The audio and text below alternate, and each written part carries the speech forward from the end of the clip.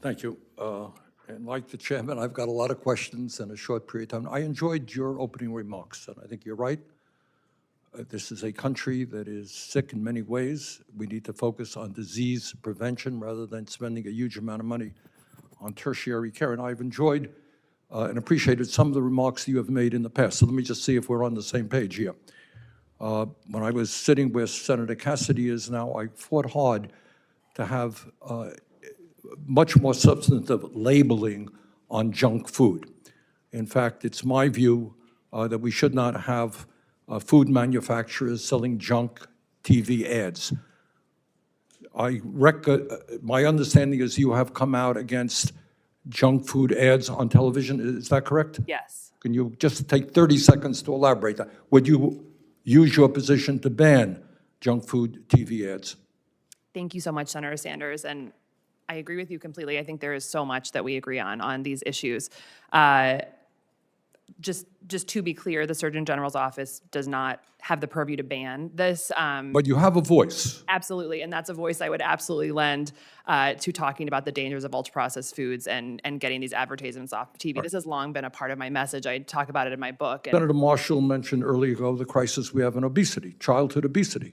And you have these manufacturers selling sugar-laden products that cause obesity. Yes. So you will speak out, and do I understand your view is you would fight to ban TV ads of junk food?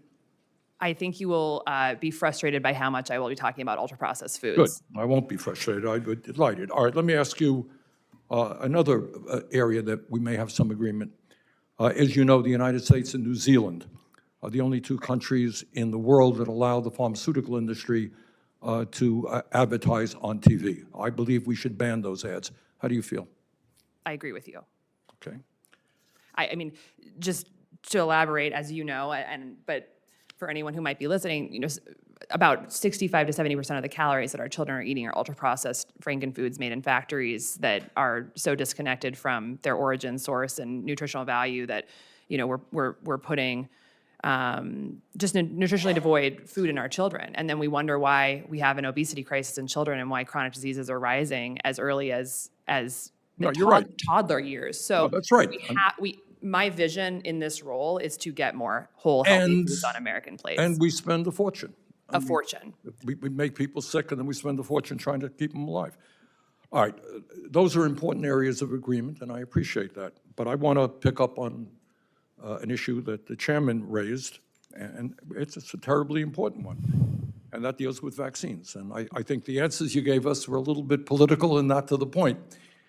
The American Medical Association, I don't know if you're a member of it or not, is the largest professional association of physicians representing over 270,000 doctors.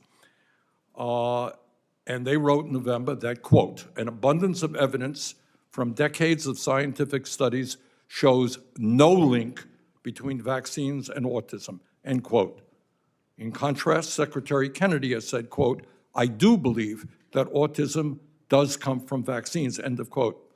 Dr. Means, who is right? Is the AMA right? Is the scientific community right? Or is Secretary Kennedy right? As I said to Senator Cassidy, we have a situation where autism is rising. It is.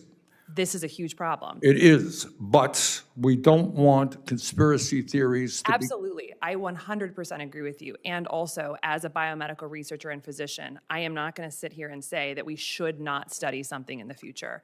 It's not a political answer. We should study everything. We should study the different factors that may be causing the I agree. But you have scientific evidence, the overwhelming body of scientific evidence says vaccines do not cause autism. So just to be very clear, vaccine advocacy has never, or any anti-vaccine rhetoric has never been a part of my message. I don't mention the word vaccine in my book. This is not a part of my core message. I am not here to complicate the issue on vaccines. And also, I, as a physician, am very careful with my words, and I don't think it's responsible to say that we're not going to study when kids are getting many medications. I think it's important to just keep it on the table. Last question. I'm sorry, running out of time. We are the only major country on earth that does not guarantee health care to all people as a human right. Dr. Means, is healthcare a human right? Should the United States join every other major country and say to everybody, whether you're young, old, rich, or poor, you are entitled to healthcare as a human right? Yes, no, maybe? My focus is on ensuring that Americans have access to the best healthcare in the entire world, which, as you talked about, as I talked about, as everyone who's spoken is talking about, is pretty much the opposite of what we have right now. We spend 2x every other country in the world, and we have the worst I outcomes. agree, but That is healthcare a human right? Will you join me in fighting for a national healthcare program? I will be by your side trying to get Americans access to the best healthcare in the world. Thank you very much.